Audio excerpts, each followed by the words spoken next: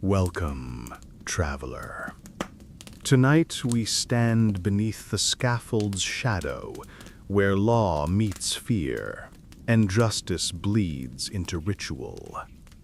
This is the place where civilization pretends not to look, yet cannot look away. For thousands of years, every society has needed someone to kill, not for hatred, not for hunger, but for order. And so, quietly, we invented a profession, the executioner. They were men who ended lives in the name of kings, gods, and the written word. Their hands held both justice and damnation, and for that burden, history remembers them not as heroes, but as monsters made necessary by civilization itself. Before the gallows and before the rope, there was the stone. In the earliest human tribes, punishment was communal. When a man stole or betrayed or murdered, the village gathered, and each person threw a stone. No one could say who truly killed him. It was shared guilt, a collective cleansing. But when tribes became kingdoms and kings became gods, the act of killing for justice had to be refined. Vengeance could no longer look chaotic. It had to become orderly, sacred, something sanctioned by law and cleansed by ceremony. So the first executioners were born. In Egypt, death came by decree of the pharaoh, divine justice carried out by temple servants whose hands were washed in oil and prayer before taking a life. In Babylon, execution was an act of balance, the scales of Hammurabi's code demanding precision, an eye for an eye, a tooth for a tooth. The one who struck the blow was not a murderer, but a craftsman of fairness. And in Rome, the lictors raised their axes not out of rage, but out of civic duty. When they swung, they did so for the empire itself, for the order that bound thousands of restless citizens into obedience. It is easy from our distant century to imagine these acts as barbaric, but in truth, they were seen as sacred. Each blow, each hanging, each beheading was a ritual reaffirming society's power. The crowd gathered not merely to witness death, but to be reminded that chaos had a master. The executioner, however, was both part of that system and apart from it. He was chosen, sometimes forced, sometimes born into it. His work was indispensable, yet his presence was a stain. People would avert their eyes when he walked through the market. Children were told not to speak his name. He was the necessary evil that made justice possible, a man paid to carry sin so that others could remain pure. Imagine him at dusk, sharpening his blade in silence. The town sleeps, knowing that order is maintained, and he, alone, bears its weight. He cannot pray with them, eat with them, or marry among them. His coin is touched by no other hand. He lives where the shadows begin, and he dies forgotten, buried outside the churchyard walls. Yet, without him, the system collapses. Without him, law becomes a rumor, punishment becomes revenge, and the king's word becomes a hollow threat. The executioner is civilization's cruelest paradox, the hand that protects society and the man society must despise for doing it. When dawn comes, the square fills, the condemned is led out. There are whispers of sin, of confession, of pity. But when the hooded figure steps forward, all fall silent. In that moment, he is not a man. He is the embodiment of justice itself. One clean stroke, and order is restored. The crowd exhales, relieved, as though something dark has been lifted from them. But for the one who wielded the blade, the darkness stays. It never leaves. And so the story repeats, century after century, across kingdoms and republics, through rope, sword, and guillotine. The executioner stands where mercy ends. He is not allowed to hate, though he kills. He is not allowed to feel pride, though his work is praised. He is the living contradiction of every civilization that dares to call itself just. When the day's work is done, he returns to his house at the edge of town. He cleans his tools, washes his hands, and eats in silence. The world sleeps easier because of him. But he will never sleep easily again. Justice, after all, is never clean. Someone must carry its dirt. Welcome, traveler. The crowd has gone home. The square is quiet now. Only the gallows remain, black against the moon. Tonight we step closer to the man who stands beside it, waiting in the cold. He has no name here, only a duty. They called him the headsman, the hangman, the butcher. But behind every title was the same truth. He was chosen not for his cruelty, but for his silence, because no one else would touch death with steady hands. In the medieval world, executioners did not appear by choice. They were born from misfortune, punishment, or necessity. Sometimes a condemned man was offered pardon on one condition, that he become the hand of justice himself. To escape the rope, he would learn to use it. And so the cycle began. The condemned became the killer. The sinner became the savior. Each death he dealt bought him one more day among the living, though never among the forgiven. In small towns, the post of executioner passed down like a family curse. A father would train his son because no one else could, no one else would. And even if that son dreamed of another life, to farm, to trade, to love, no one would let him forget what his family was. He carried the same brand, the same silence. Imagine him as a child standing at the edge of the marketplace. The other children laugh, play, chase one another between the stalls. But when he approaches, they scatter. His mother lowers her hood, ashamed of faces she cannot change. The priest avoids his father's eyes at Mass. No one will sell them bread unless it is left on the ground. They are untouchables, living in the middle of every village, but belonging to none of it. And yet, on the day of judgment, when the scaffold must be built, when the law demands blood, suddenly the town remembers him. The same men who spit at his feet now come knocking at his door. They whisper his name with trembling respect, because only he can do what they will not, restore balance between crime and consequence. He ties the knots, measures the drop, sharpens the blade, every step done with care, almost tenderness, not because he loves his work, but because, if it must be done, it should be done right. The medieval executioner was surgeon, carpenter, and priest all at once. He built the gallows, maintained his tools, and prepared the condemned for death. In many places, he even acted as healer.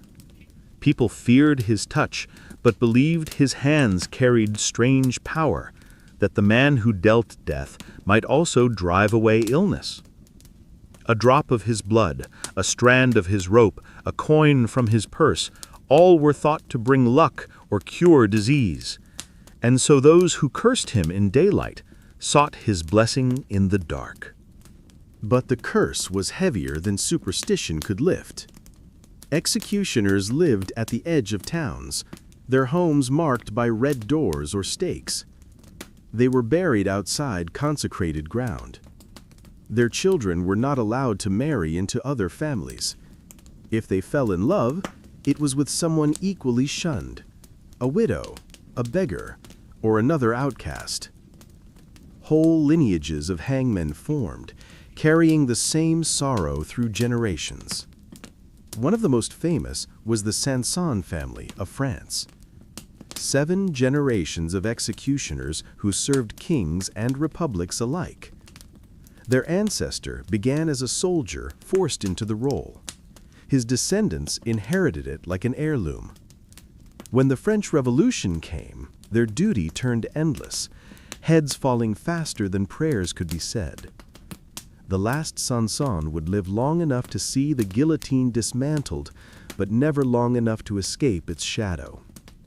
He died quietly, surrounded by silence, the kind that no forgiveness could ever fill. And across Europe, the story was the same. In Germany, the hangman was called der Scharfrichter, the sharp judge. In England, he was the king's justice, his face hidden behind a hood.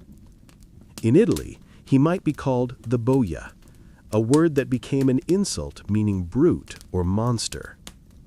They all shared the same burden, to be needed by everyone and welcomed by no one.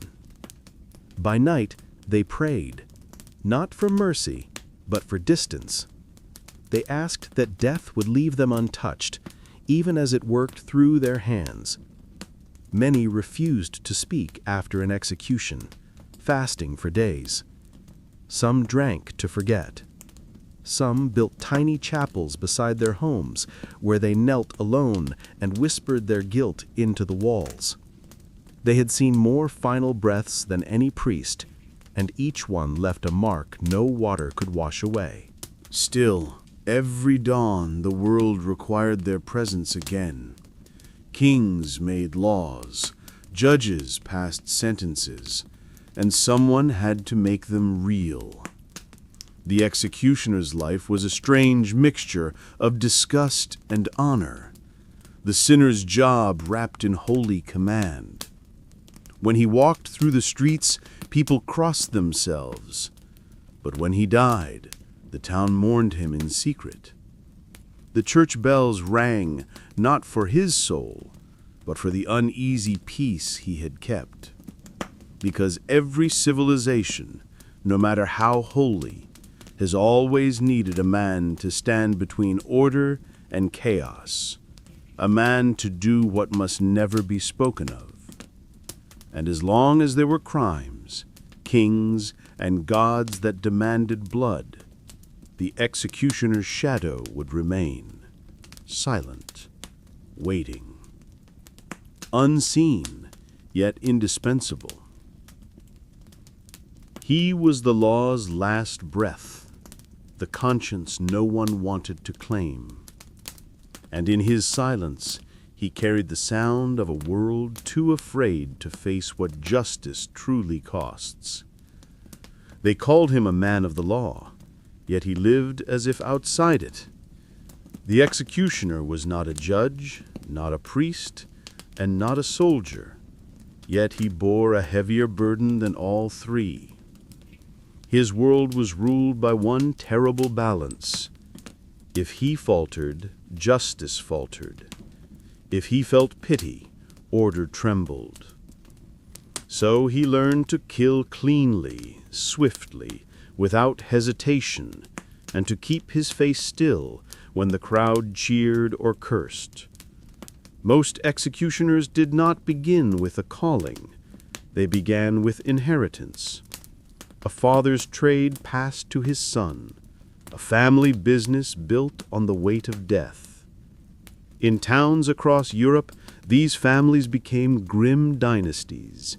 Their names were known only in whispers: the Rocks in Bavaria, the Deiblers in France, the Sansons in Paris, the Smiths of London.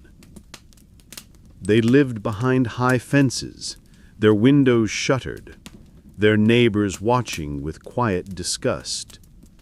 But when the bell tolled for judgment, the same neighbors came to fetch them, because no one else would touch the rope, the blade, or the axe. From childhood, the son of an executioner was marked. He was taught early how to tie knots, how to measure a drop, how to recognize the difference between mercy and spectacle. While other children learned hymns, he learned anatomy. He knew where to strike, how to make the death quick, how to silence a scream before it echoed. He learned that mistakes were unforgivable, not because of the condemned, but because the town was watching. An execution that went wrong became legend. A rope that broke, a blade that stuck, a head that did not fall cleanly, each was a curse that could ruin a man forever. By the age of 12, some boys could already handle the tools of their father's work. By 16, they might assist, holding the condemned, fetching the bucket, steadying the body. And by 20, the office was theirs. No ceremony, no blessing, only a set of instruments passed down in silence. A sword polished so often it gleamed like glass. A whetstone blackened by generations of sharpening. A pouch of nails, rope, wax, and oil. Relics of a profession that existed somewhere between trade and taboo. What did it mean to grow up surrounded by death? For the sons of executioners, it meant learning early that human life was fragile and that justice could be ugly. They saw the trembling of prisoners, the sweat, the prayers, the last words that turned to sobs. And yet, they also saw the calm. Some condemned men met death as if meeting an old friend. A few smiled, even thanked the executioner for making it quick. To those boys, it must have seemed that the world was split cleanly in two: those who killed and those who pretended they did not. The family's isolation was complete. They could not trade freely in the market. They could not enter the church. Their children were refused apprenticeships and guilds. Even their clothes marked them, sometimes stitched with black thread at the collar, a quiet signal that death lived in their home. And so they turned inward, forming small, secret communities among themselves. When one family's son married, it was often to the daughter of another executioner. They built villages on the edges of towns, invisible nations of the unwanted. The laughter of their children was not welcome in public, but it echoed in those narrow lanes like defiance.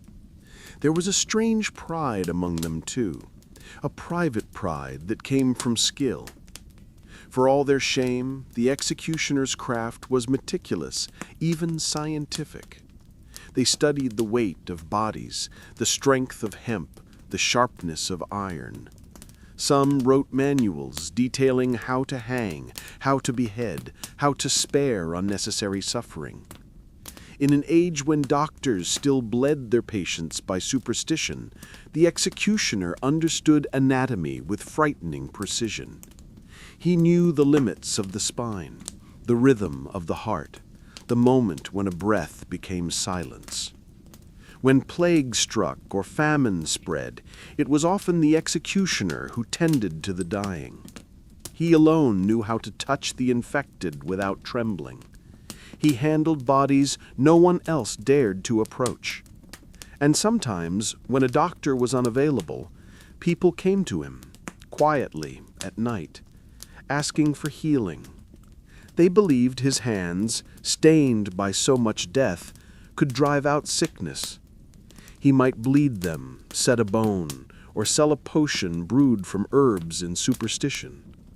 In that darkness, Death's servant became its rival.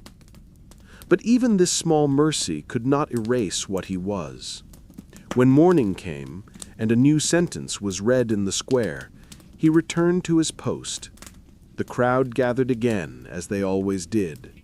Some prayed, others jeered. Children were lifted onto shoulders to watch. And when the condemned was brought forward, the man with the hood stepped from the shadows and silence fell. Every execution was a performance. The crowd came not only for justice, but for reassurance, to see that the world still punished evil.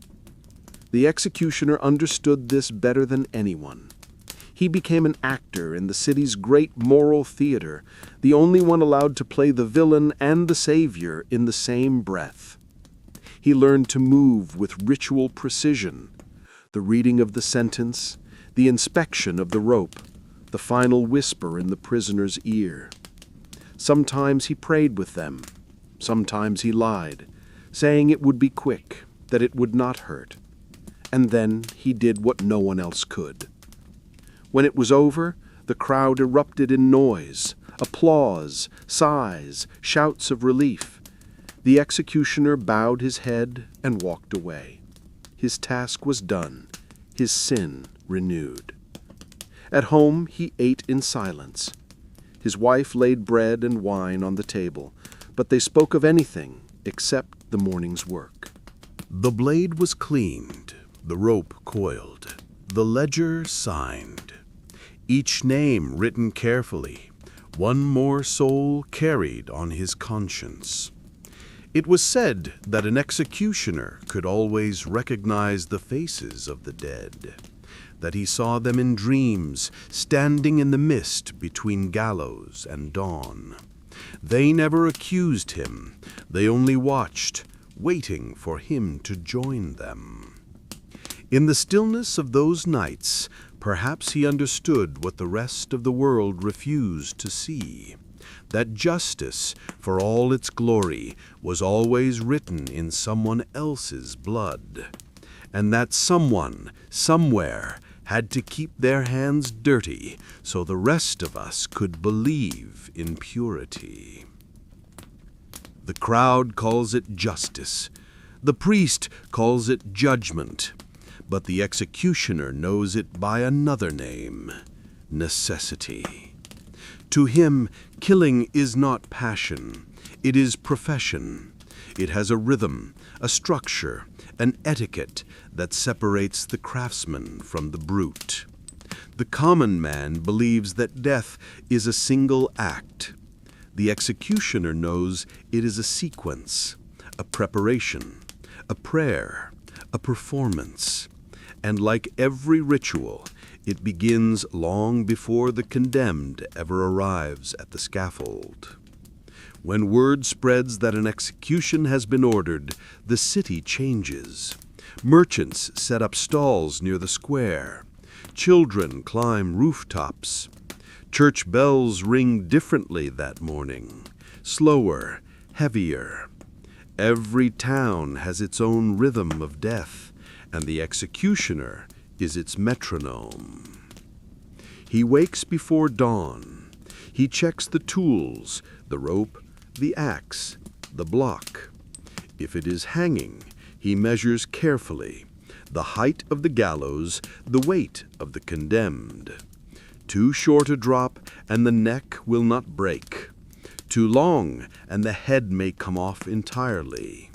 He has seen both mistakes, and they haunt him more than any sin. Then comes the inspection of the rope. It must be new, not for cleanliness, but for strength. Hemp weakens with time. Moisture changes its pull, its twist, the way it bites into flesh.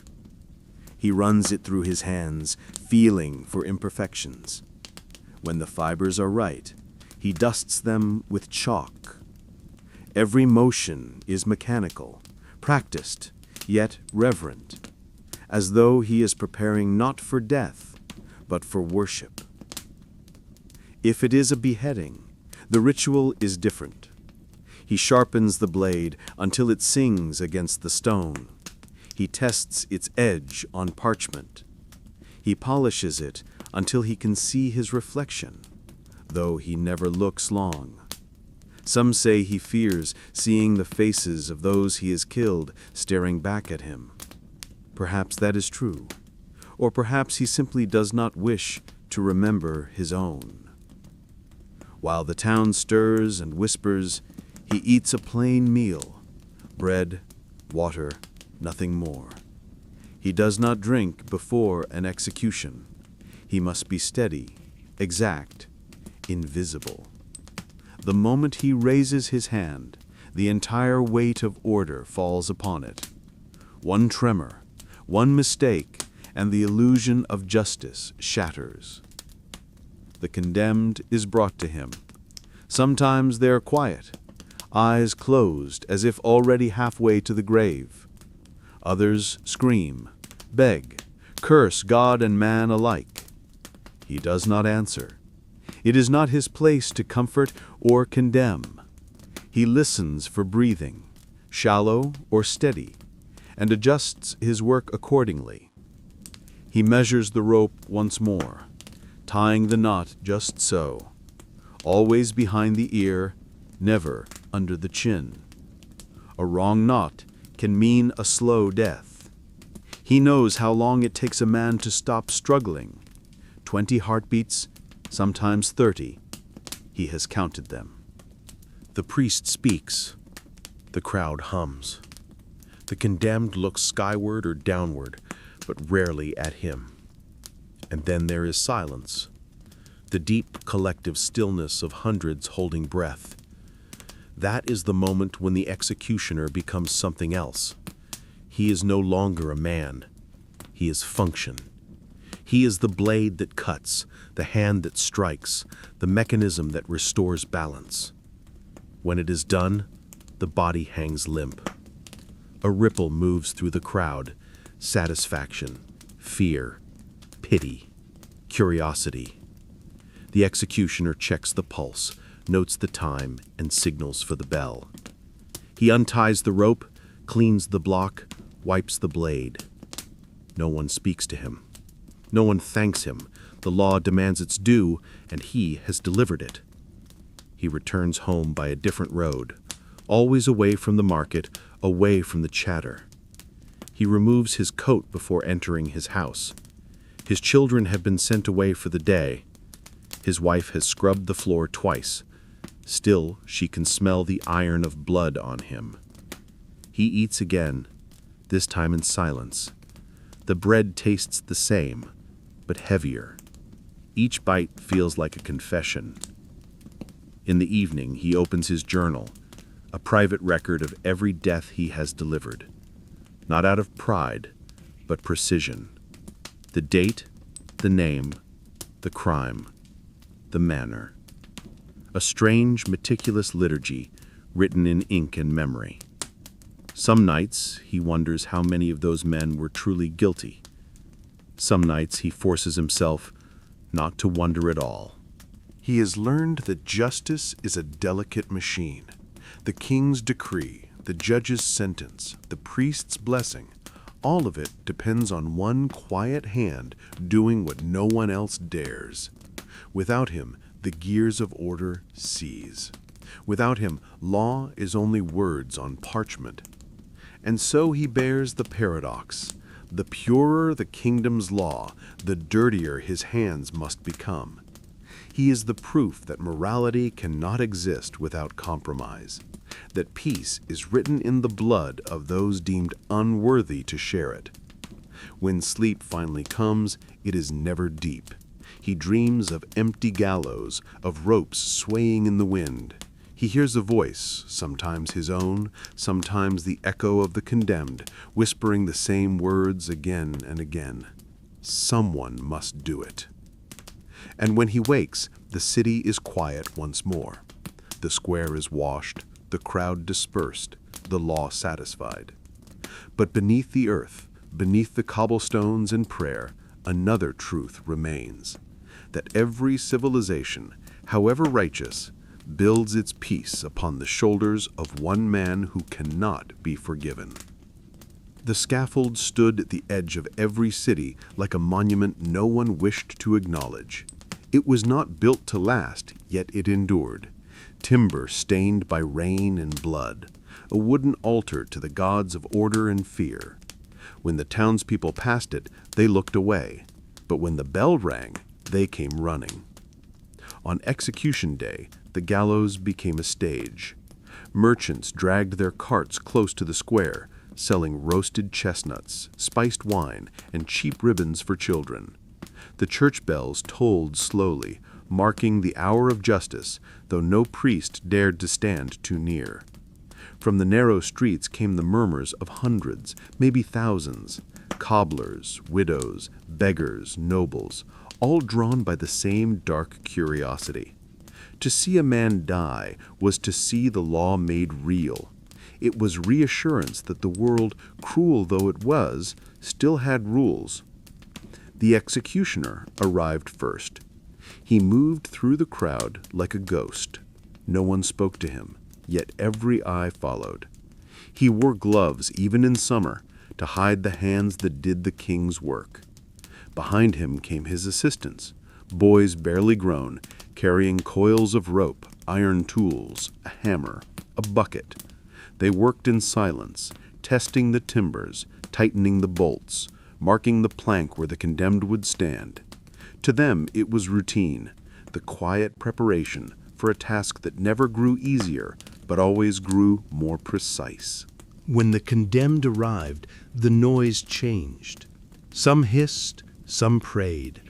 A few crossed themselves, though they had come for spectacle more than salvation. The man, or sometimes woman, was led up the stairs, the rope already waiting. A priest whispered final words, but his voice was drowned by the crowd. The condemned looked out and saw a sea of faces, open mouths, eyes glinting with fascination and relief. The air smelled of sweat and wood smoke and fear. Every executioner knew that this moment mattered most. The crowd wanted drama. The officials wanted order, and the law demanded perfection. A clean drop, a silent swing, a body still before the bell stopped ringing. Anything less, and the balance between justice and chaos would falter. When the lever was pulled, the trapdoor gave a sharp crack, the sound of finality. Some gasped, some cheered.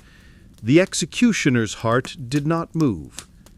He waited, counted the seconds, 1, 2, 3, until the body went still. He signaled, and the bell tolled once more.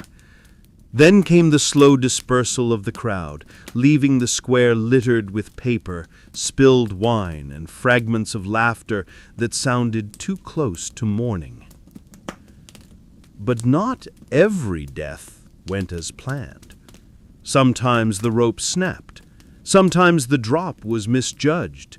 Sometimes the condemned fought to the last breath, clawing, screaming, forcing the executioner to finish by hand. The crowd turned restless then, gasping, groaning, half entertained, half horrified. For them, it was a story to tell over supper. For him, it was another night of sleepless eyes and trembling hands. In some cities, the executioner became part of the ritual of entertainment. In London, Paris, Vienna, the scaffold was a theater, the hangman a performer. There were songs, pamphlets, even souvenir sketches. The condemned became temporary celebrities, their final words printed and sold before the rope was even tied. and the man who executed them became infamous, a figure of mystery, fascination, and dread. He learned to move like an actor, deliberate, controlled, aware that every step was being watched. A tremor, a stumble, a hesitation could ruin him. He could not show pity or disgust. He could not show joy or pride. His face, when visible, had to be unreadable, an empty mask that mirrored the law itself. But when night fell and the square emptied, he would sometimes remain. He'd stand before the empty gallows, his lantern swinging gently in the wind. The ropes creaked like whispers. The silence pressed down like fog. And he would ask himself quietly, did it matter? Did any of this truly make the world better, or did it only make it quieter? The answer never came. He would untie the rope, clean the wood, and prepare for the next. Because there was always a next. Crime never slept, and neither did justice. Some towns built permanent scaffolds, others tore them down after every hanging, believing that destroying the structure would cleanse the sin. But the ground beneath always stayed dark. The rain could wash away the stains, but not the memory. Children who had watched from their father's shoulders would play there later, pretending to be judge and hangman. The lesson was already learned. Death was part of order, and order was part of life. By morning, the executioner's work was invisible again. The crowd returned to their markets and prayers, the officials to their papers. Only he carried the weight of what had been done. He had been the law's right hand, the invisible servant of peace, and yet he would never be invited to share that peace himself. In time, he would come to see the scaffold not as a symbol of justice, but as a mirror, reflecting every cruelty that society wished to hide. Each creak of its beams was a confession, each knot a question that could never be answered. For while the gallows belonged to the city, the guilt it produced belonged to him alone. And so, when dusk came again and the square emptied, he would look at that wooden frame and whisper to himself, "The gallows never sleeps. It only waits." After an execution, when the crowds drifted away and the square was swept clean, the same hands that tied the noose reached for something else, a cup, a pipe, or a plate. It was said that those hands, cursed by death, could also bless what they touched. The same man who delivered justice by day was often found at night in the tavern, seated alone in a corner, his hood hung on the chair behind him, his gloves still on. And sometimes, as strange as it seems, the people who feared him most would join him there. There was a custom in many old towns, the executioner's feast, a meal held after an execution, not to celebrate, but to cleanse. It was a ritual as old as punishment itself, born from superstition and guilt. The idea was simple. To sit with the hangman, to share bread and wine, was to take a little of his burden upon yourself, to wash the town's conscience through communion with its darkest soul. The mayor might attend, or the captain of the guard. Sometimes even the priest came, though he drank quickly and left sooner. The condemned was gone, the law was satisfied, and so the hangman, the one who had made it so, was allowed briefly to exist as part of the world again. But these feasts were not joyful. They were quiet, slow affairs, heavy with unspoken truths. The table was long, the candles few. The conversation turned, as it always did, to the weather, to crops, to the price of bread. No one mentioned the name of the man who had just died. They ate because to not eat would seem ungrateful to the king's justice. They drank because silence without drink felt unbearable. And when the last cup was emptied, someone would always make the same small joke. To the hangman's health, so that we may never need him too soon. The laughter that followed was forced, but necessary. It filled the air just long enough for the guilt to fade back into the bones of the town. Then came the morning after, and the hangman was again untouchable. His plate returned to the shelf, his cup never shared. The same men who had feasted with him would cross the street to avoid his gaze. It was as if that single evening of false fellowship had been a dream. But he remembered it, every word, every glance, every polite smile that barely hid disgust. In some places, he was paid not only in coin, but in strange privileges.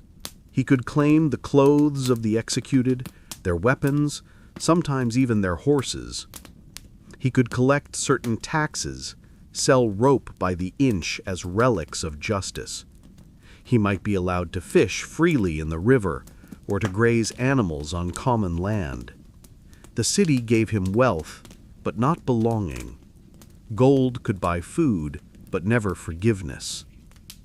And yet, the executioner's home was often the cleanest in the quarter. He had tools polished to mirror brightness, floors scrubbed to perfection. He understood hygiene long before doctors did.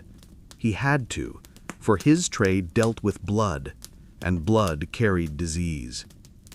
People avoided his house as if it were a grave, but inside it was calm, orderly, almost holy in its precision. It was the one place where he could be human. Still, loneliness seeped through the walls like cold air. He had few visitors, perhaps a stray merchant who owed him a favor, or a widow brave enough to bring him bread. Some executioners kept dogs for company, others pigeons. A few carved tiny wooden figures, faces of the dead perhaps, though no one could prove it. Every trade leaves its mark. His left ghosts. There were nights when he would dream of the feast again, not the food or the laughter, but the sound of plates clinking, of conversation trying to pretend nothing had happened. He wondered if those men ever thought of him when they prayed, if they thanked him for keeping their peace intact, or cursed him for reminding them that peace had a price. Once in a while, someone brave or foolish would approach him. A beggar might ask for alms. A young soldier might seek a charm. A piece of rope from the last hanging, said to bring courage in battle.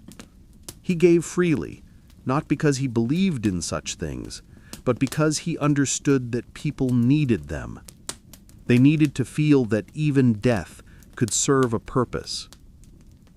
There were darker rumors, too, that the executioner's table held secret rites, that he drank wine mixed with the blood of the condemned, that he whispered to spirits, that he made pacts with demons.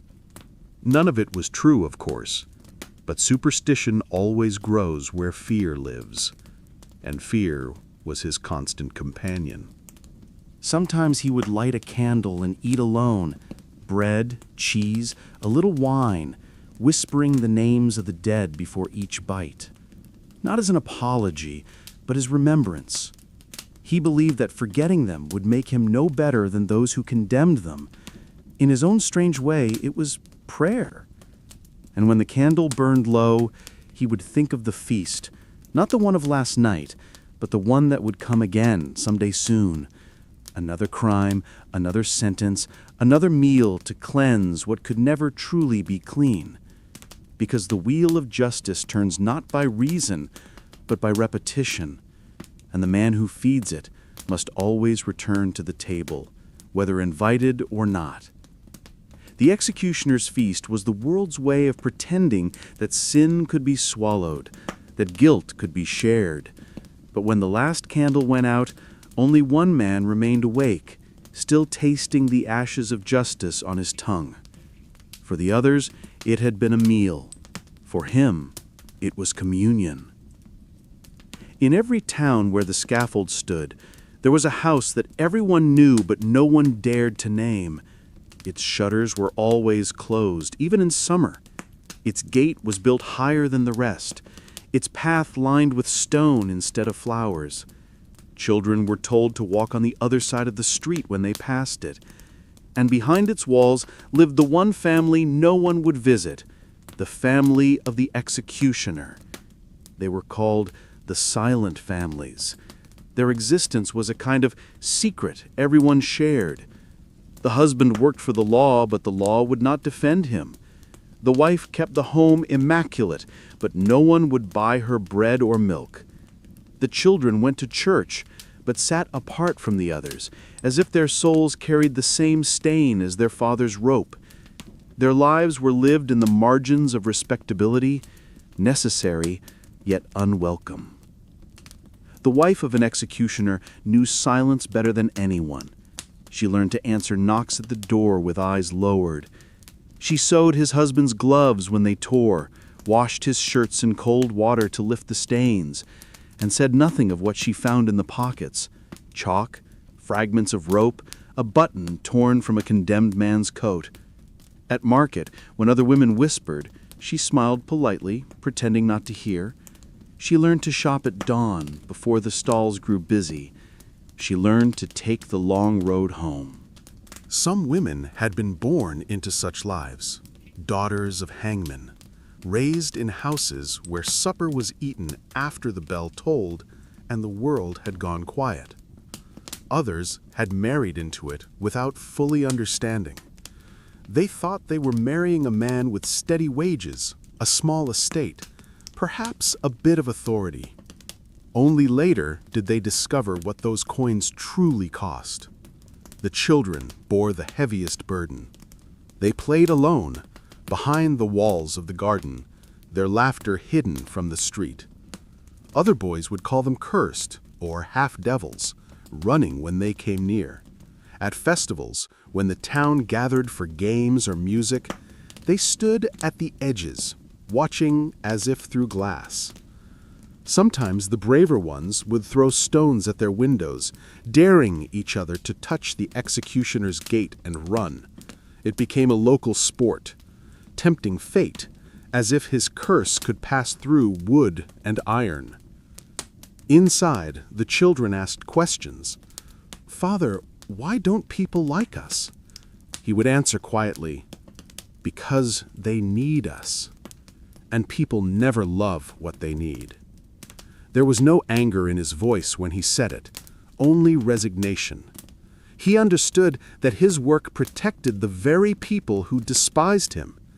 He made their laws real, their prayers safe, their fears distant.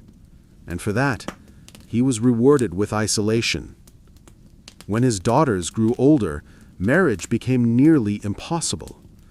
No tradesman, no craftsman, no soldier wanted to tie his blood to the hangmanses. They became spinsters, or married within the small, shadowed community of other executioner families. Their sons, in turn, inherited the trade, whether they wished it or not. The cycle continued, a lineage of guilt preserved by necessity. Yet there were moments of quiet tenderness in those homes. Evenings by the fire, when the father told stories, not of death, but of strange travelers, of kings and soldiers, of places far beyond the city gates. The children listened, their eyes wide, forgetting for a moment who they were. The mother would sit beside the window, mending clothes by candlelight, her hands moving steadily, her thoughts miles away. The world outside might reject them, but within those four walls, they found a fragile peace. Still, rumors never rested. Some claimed that the hangman's children were born without souls. Others said their touch brought bad luck, that milk soured if they entered a house. A few whispered that the executioner himself taught them dark arts, passing down forbidden knowledge, how to summon courage before a killing, how to read omens in the smoke from the pyre. Ignorance always invents its own monsters, and for the townsfolk, the executioner's family was the easiest one to believe in. Yet, paradoxically, those same townsfolk needed them more than anyone. When illness struck, when a child went missing, when crops failed, they sought the hangman's aid in secret. It was said that his wife's herbs cured fever, that his son could charm warts away, that his daughter's tears could ease childbirth. They came under cover of night, knocking softly, begging for mercy from the very house they shunned by day. And the executioner's family helped them. They always did. They knew what it was to be desperate, to be alone, to be feared. But when morning came, those same visitors pretended it had never happened. They crossed the street again, whispered again, avoided the gate as before. The debt was paid in silence, as all debts to the executioner were. There were days when the wife dreamed of leaving, of a town where no one knew their name, where their children could walk freely. But her husband knew better. A hangman cannot simply stop hanging. If he leaves, another must take his place, and if none can be found, the law itself begins to unravel. He carries his curse not just as a burden, but as a duty. At dusk, when the bell tower shadow fell across their yard, the family would gather for supper. The father would remove his gloves and wash his hands 3 times, once for the condemned, once for the law, once for himself. Then they would eat in silence, the sound of forks and spoons echoing softly in the quiet house. Outside, life went on. Laughter, songs, the chatter of the unburdened. Inside, the executioner's family waited for the next summons, the next name, the next shadow to fall upon their table. They did not pray for peace anymore. Peace was for those who lived untouched by the rope and the blade. They prayed only for forgetfulness, a night of sleep without dreams, a morning without judgment, a single day where no one crossed the street to avoid them. The silent families endured because they had to. The world needed their fathers, but would never love their names. And in that cruel equation, duty over dignity, necessity over compassion, lay the quiet tragedy of generations who lived so that others could call themselves civilized. Masks and faces. That was the line that divided the executioner's 2 worlds. One belonged to the city, to the law, to the crowd that demanded spectacle. The other belonged to himself, to the man behind the hood, who still breathed, still doubted, still prayed. He lived between those 2 skins, never entirely one or the other, wearing his humanity only in secret. The hood was not always black. In earlier centuries, executioners worked barefaced. They stood in the open, visible to everyone. But too many times, their faces were remembered long after the crimes had been forgotten. People would point in the streets, whisper their names like curses. Children would flinch. And so, slowly, the idea of the mask was born. It began not as protection, but as ritual, a way to separate the man from the act, to remind the world, and perhaps himself, that he was not killing as a man, but as an instrument. When he tied the cloth over his head, he ceased to be a husband, a father, a soul with a name. He became the law. The first masks were crude, scraps of sackcloth, sometimes painted with ash. Later came leather, fitted to the face, with eye slits and narrow breathing holes. Each city had its own design. Some covered only the upper face, leaving the mouth visible to speak the final words of judgment. Others hid everything, transforming the executioner into a featureless shadow. The more faceless he became, the less guilt the people felt. It was strange theater. The condemned man was made to kneel before a shape, a figure with no eyes, no name, no mercy. And when the axe fell, it was as if death itself had taken human form.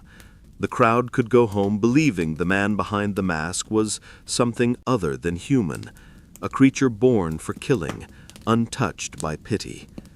That was the illusion they needed to sleep at night. But every illusion has a price.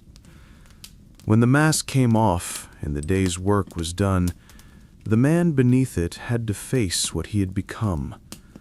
He looked at his reflection and found it harder to recognize. The mask left marks on his skin, pale ridges where the leather pressed. He washed his face, but the feeling of it, the weight, the smell of sweat and rope, lingered. Sometimes he would wake in the dark and reach for it, as though it were part of him. The boundary between self and symbol began to blur. To hide his face was to preserve his life, but it also erased it. Neighbors forgot his features. Children in the street might say, "That's the hangman," without ever knowing his name. He became rumor, a ghost that walked among them in daylight. It was safer that way, but lonelier too. There were times when the mask slipped, when his eyes met those of the condemned just before the drop, or when he had to steady a shaking hand to tie the rope. In that instant he felt the terrible nearness of it all, not crime and punishment, but two human beings caught in the machinery of order. He knew the condemned could see it too. That flash of shared recognition, we are both trapped here. It was brief, but it was enough to haunt him for weeks. And so he learned to look past faces, to see not people, but patterns, a body, a weight, a number on a ledger. The condemned ceased to be individuals. They became procedures. That was how he survived. Empathy, if left unchecked, could shatter the ritual. Distance was the only mercy he could afford himself. Yet, behind closed doors, the mask was not so easy to remove. His wife saw it in his silences. His children saw it in his stillness at the table. There were nights when he did not speak at all, as if language itself had been left behind on the scaffold. She would ask gently, "Was it difficult today?" He would nod, but not answer. There were no words for the kind of difficulty he carried. Sometimes, after the city slept, he would light a candle and place the hood before him. He would stare at it, this object that had become both his shield and his prison. He wondered what his face looked like to others now, if the man beneath the cloth had disappeared completely. The mask had given him safety, anonymity, a kind of power, but it had also stolen his reflection. When kings fell and revolutions rose, the executioner's mask changed again. It became a symbol of authority, then of tyranny. In some places, the hangman removed it to show his pride in the new order. In others, he wore it tighter, knowing that when the tides of power turned, he might be the next to kneel beneath the blade. There was a cruel irony in it, that the mask which hid him from hate could not hide him from memory. History remembered every execution, every name, every drop of blood. but it never remembered the man who swung the sword. He remained faceless, as he had chosen to be. And perhaps, in the end, that was what he wanted. Because to wear the mask was not just to hide from others, it was to hide from himself. To pretend that the hands beneath the gloves, the eyes behind the slits, did not belong to someone who had once laughed, dreamed, or prayed. It was the final transformation every executioner underwent. The moment when the man disappeared and only the mask remained. And though he might one day be buried under his real name, the townspeople would not remember it. They would remember only the hooded figure, the faceless servant of the law. The man was gone. The mask lived on. The art of the swing, that's what they called it among themselves. To the crowd, it was just a hanging. To the law, a sentence carried out. But to the executioner, it was a craft, a grim science of weight, measure, and mercy. Every motion had purpose. Every decision could mean the difference between a clean death and a spectacle of horror. Hanging was never meant to be simple. It looked easy from a distance, a rope, a beam, a drop, but the truth was far more delicate. Too short a fall, and the condemned would struggle, suffocating for minutes, kicking and clawing, while the crowd grew restless. Too long a drop, and the neck would snap too violently, sometimes tearing flesh, sometimes worse. The goal was precision, swift, silent finality. The law demanded death, not suffering. At least, that's what they said. The executioner knew the measurements by heart. He could tell a man's weight by sight, estimate the strength of rope by feel. He calculated drop length in inches, a formula written nowhere but in his mind. He carried these numbers like prayers. He would measure twice, adjust the knot, test the beam.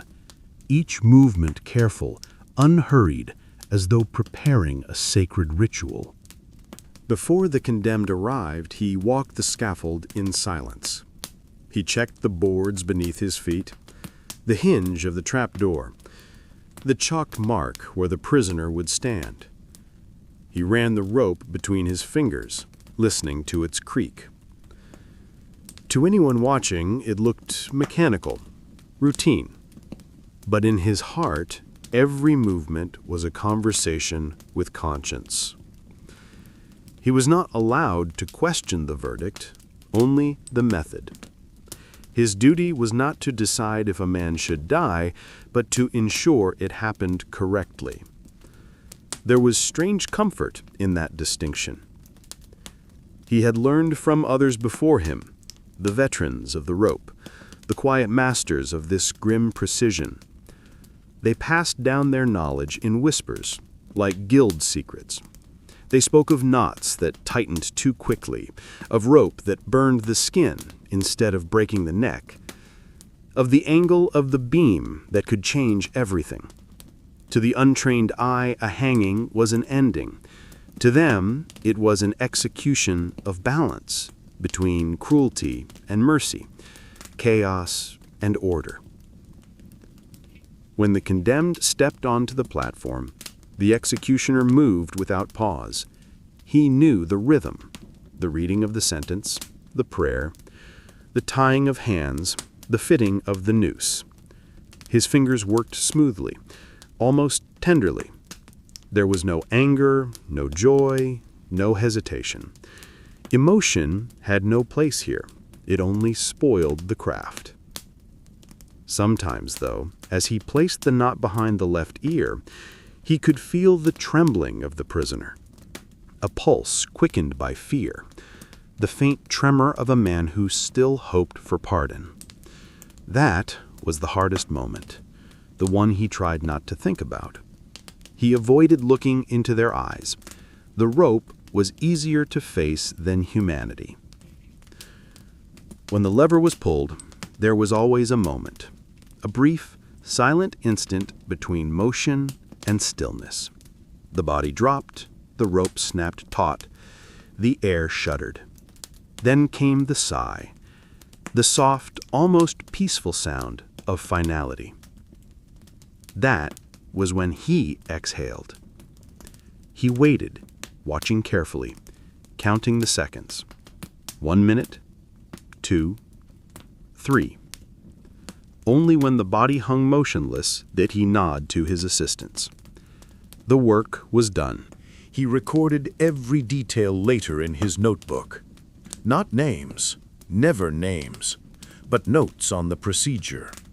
Rope new, weather dry, weight 12 stone, drop 5 feet 9 inches, death instant. Each entry neat, methodical. It was his way of pretending control in a world built on chaos. Hanging was not the only art he learned. There were others: the sword, the axe, the wheel, the fire. Each had its rules, its philosophy. The sword demanded strength and timing, the axe precision of aim, the wheel endurance and cruelty disguised as justice. But the rope was intimate. It touched the skin, it knew the body, it carried the last breath of the condemned. It was both tool and companion. Over time, he developed preferences. He favored ropes of Italian hemp, smoother and stronger than local fiber. He stored them carefully, coiled and dry, away from damp air that could weaken the fibers. He tested them each month, measuring elasticity and wear. No one else cared for such details. No one else could understand how a man might take pride in such things. But pride was what kept the horror at bay.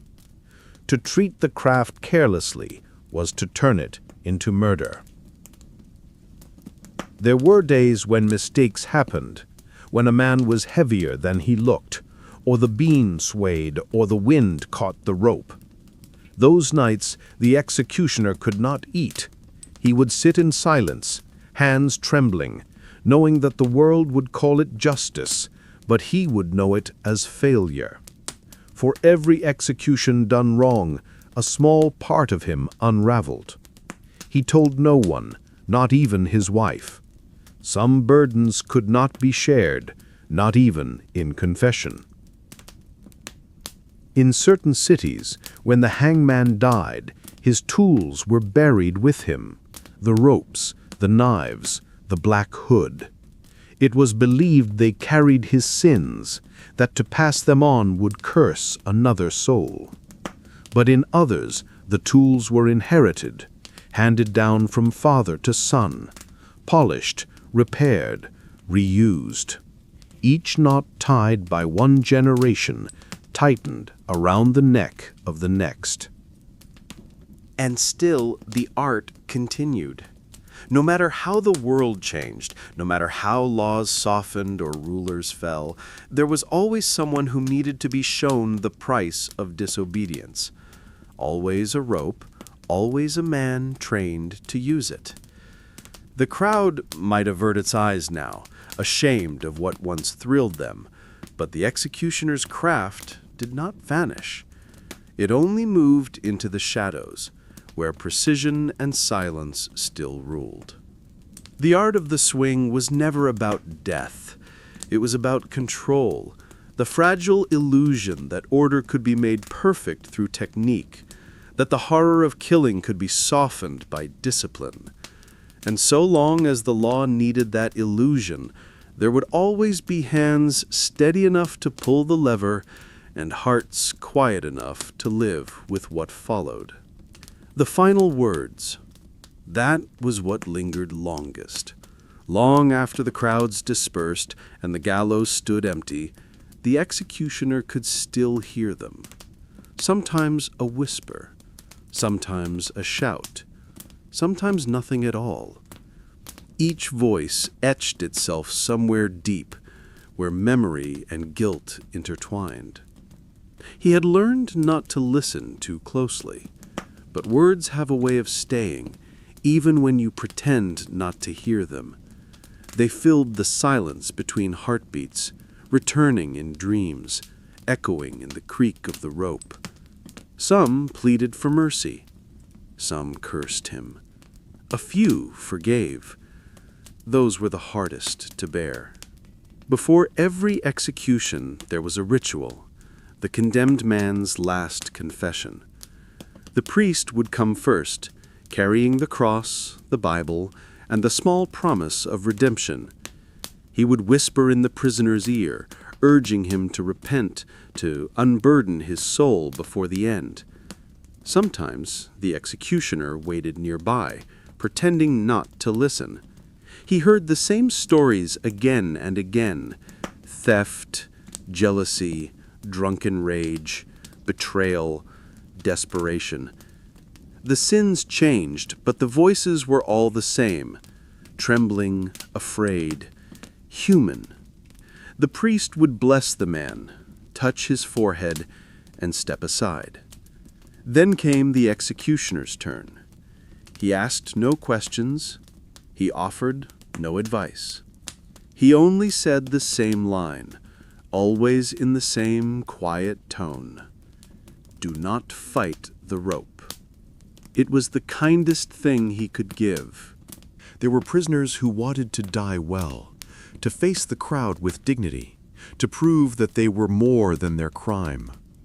They would stand tall, smile faintly, even speak to the people below. "I die innocent," some would say. "I die for justice," said others. One man simply said, "Tell my mother I was brave." And that was all. The executioner nodded, adjusted the rope, and pulled the lever. He carried those words for years. But not everyone met death so calmly. There were screams, curses, pleas for mercy. One condemned man spat in his face. Another fainted before he reached the scaffold and had to be carried. A third began to sing a hymn, his voice shaking but steady until the very last second. The crowd watched, moved, disgusted, entertained, no one truly knowing what to feel.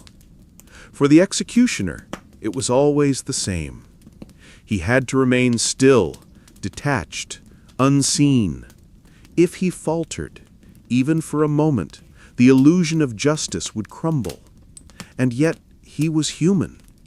There were nights he would wake in a sweat, hearing the same voice again and again. "Please, not yet." The plea came just before the drop, the sound of raw fear that no training could erase. In his private notes, he sometimes recorded these moments, not as confession, but as remembrance. He would write, "Spoke calmly, prayed before the fall," or "resisted, eyes open, mouth open." The small details mattered to him, not for curiosity, but for understanding. He wanted to know what death looked like when it was accepted and what it looked like when it was not. It was his way of studying the human soul, though he would never have called it that. He noticed patterns. Those who confessed died quickly. Those who denied or cursed seemed to linger, as if their struggle clung to the body even after life had gone. He could never prove it, of course, but the thought haunted him. Perhaps the act of confession did more than cleanse the soul. Perhaps it loosened its grip on the flesh. Sometimes the condemned would ask him questions, absurd, tender, desperate questions. Will it hurt? How long will it take? Will I see God? He never answered truthfully. He would say, "No, only a moment." He had learned that mercy often begins with a lie. Once, a young woman condemned for poisoning her husband looked him in the eyes and asked, "Do you believe I'm evil?" He wanted to say no, but his voice would not come. The law had already answered for him. She smiled, not cruelly, but almost kindly, and whispered, "I don't think you're evil either." Then she stepped forward before he even gave the signal. He never forgot that.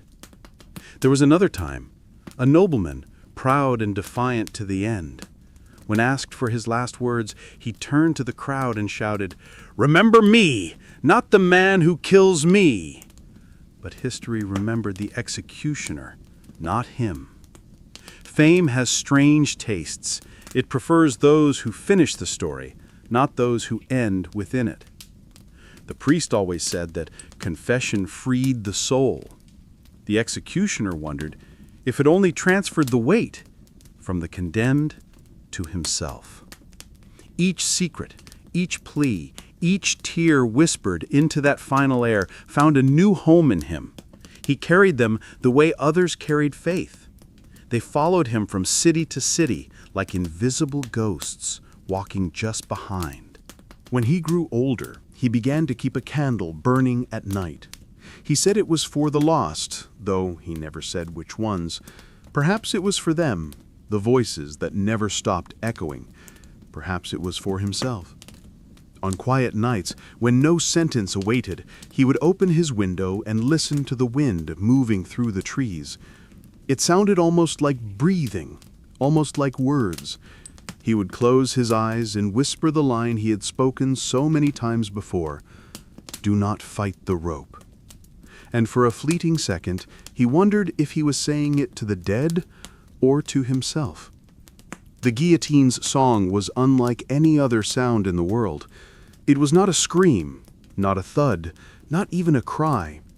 It was a rush, a single swift hiss of steel cutting through air, a note so sharp it seemed to split silence itself. For those who heard it, it was unforgettable. For those who worked beside it, it became the soundtrack of an age. When the French Revolution swept through Europe like a storm, the executioner's world changed forever. No longer a hidden figure, no longer despised in silence, he was suddenly called a patriot, a servant of liberty, a hero of the people. The blade had replaced the rope, and with it came a new kind of justice, mechanical, efficient, democratic. The guillotine did not discriminate. It killed the peasant and the king alike. It was, they said, the most humane invention of its time. But to those who served it, there was nothing humane about it. It was fast, yes, and cleaner than hanging or the axe, yet the speed only made it worse. Death came so swiftly that no one, not even the condemned, could comprehend it. The head fell before the soul knew it was gone. The machine itself was a marvel of engineering. 2 upright posts of oak, a crossbeam at the top, a heavy angled blade that slid along grooved runners. At its base, a platform, a basket, and the wooden lunette that held the neck in place. It was designed for precision, not cruelty. But precision, when applied to death, becomes cruelty's twin. The man who tended it was no longer called the hangman. He was Monsieur de Paris, the executioner of the Republic, and his family name was Sanson. For 7 generations, the Sansons had served France as executioners, but under the Revolution, their work multiplied beyond anything imagined. Where once they performed a few executions a year, now they did several each day. The scaffold stood permanently in the Place de la Révolution, and the blade sang morning, noon, and evening. The Sansons kept detailed records, weights, names, times, like bureaucrats of death. They oiled the mechanism, replaced ropes, cleaned the blade with vinegar. Their craft had become industrial. Crowds gathered daily. Vendors sold fruit, pamphlets, wine. Children sat on their fathers' shoulders, cheering as the blade fell again and again.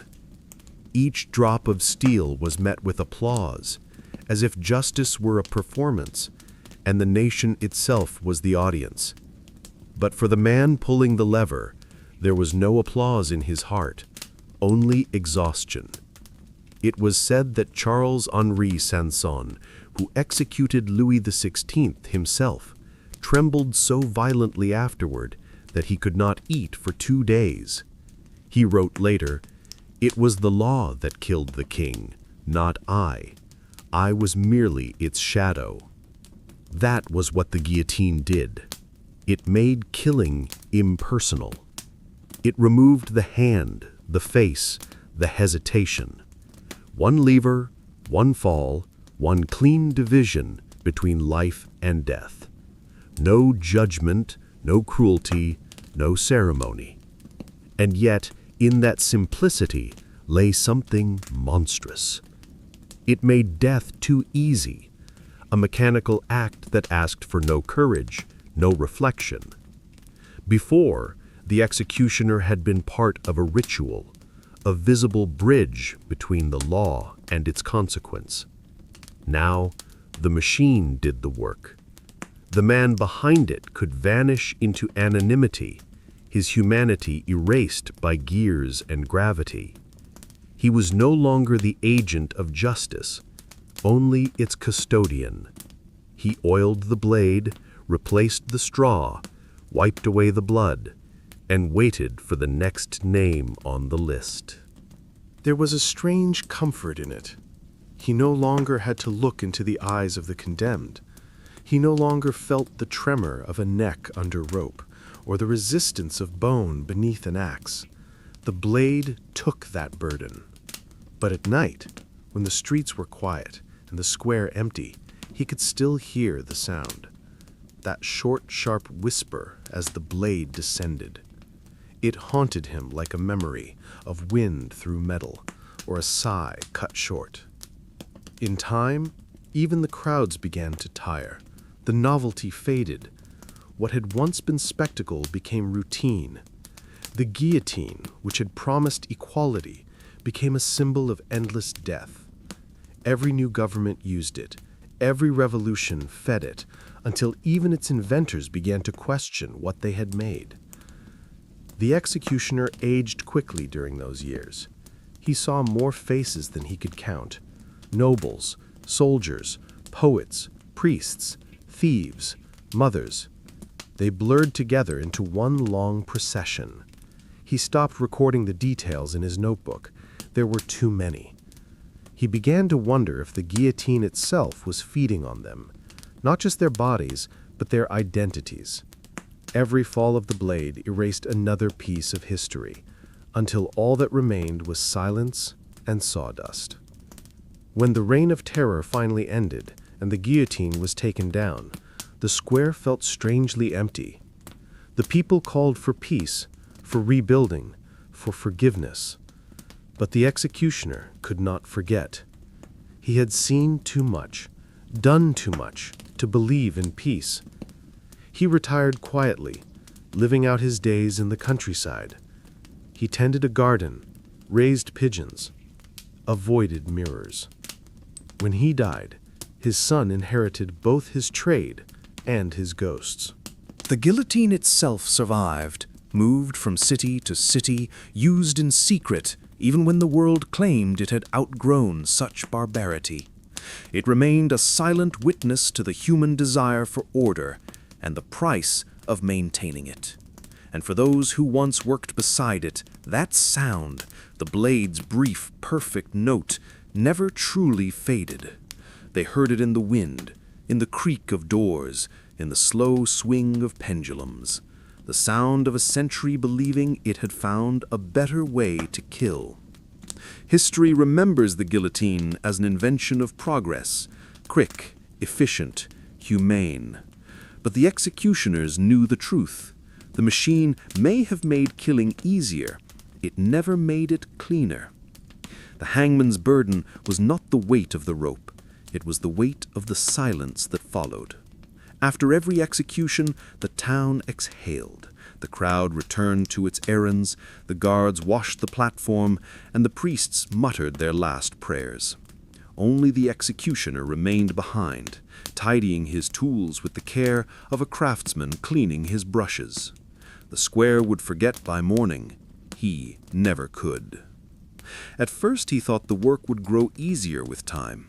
The first hanging had left him sick for days, trembling hands, sleepless nights, a taste of iron in his mouth. But the second came, then the third, and he realized that habit was its own kind of numbness. Killing, he discovered, could become routine. That was the most terrifying lesson of all. The body forgets quicker than the mind. His hands steadied, his breathing calmed. He learned to eat after an execution without feeling the nausea twist in his gut. He learned to speak to his children again, to sit by the fire and pretend that the day had been ordinary. But inside, something hardened, a quiet place where pity could not reach. That was how survival worked, not through strength, but through the slow burial of feeling. It was never the act itself that tormented him. It was the aftermath, the moments when the noise stopped and the silence filled the air like smoke. He would walk home through empty streets, the echo of his own footsteps following him like a ghost. Every window he passed was closed, every door locked. No one looked out. They all knew who he was. They wanted the peace he brought, but not the sight of him. His wife tried to help in small ways.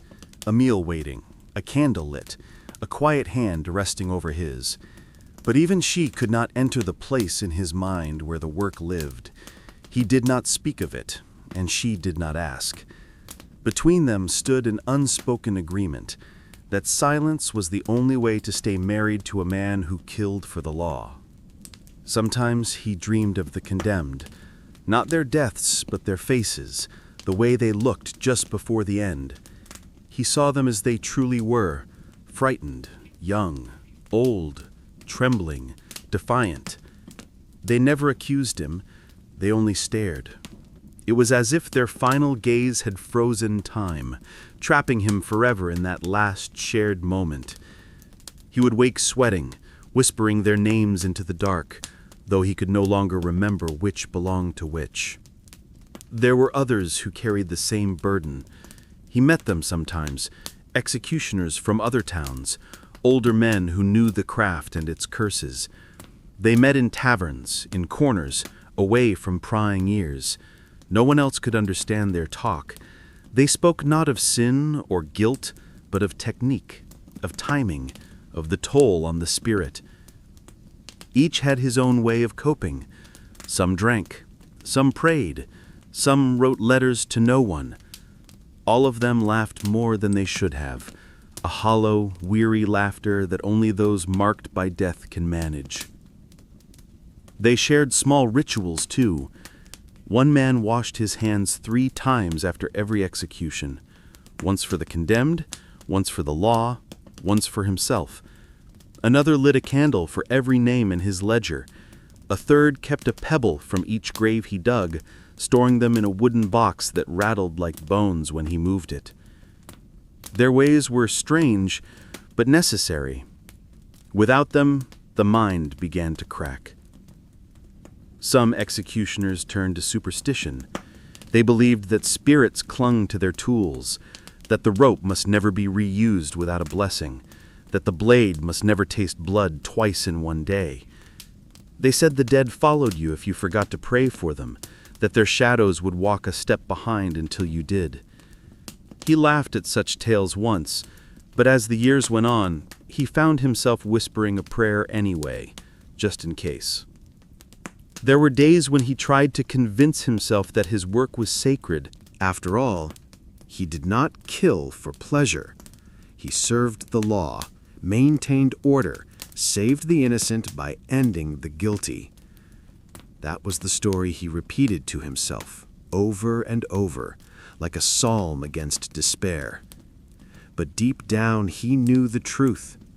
No man can kill, even righteously, without losing something of himself each time.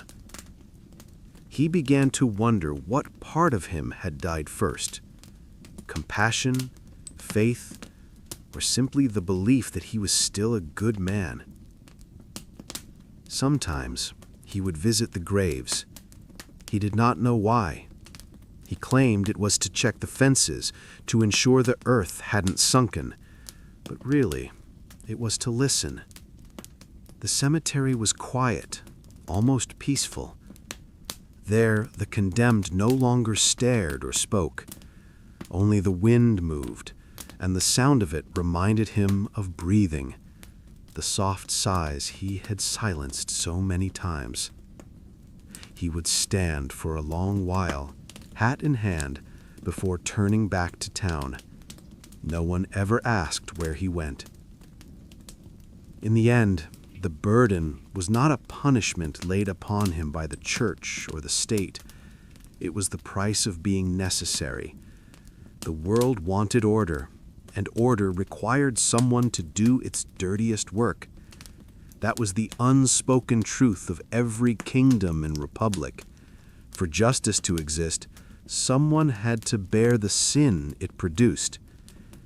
He carried that sin quietly, without complaint.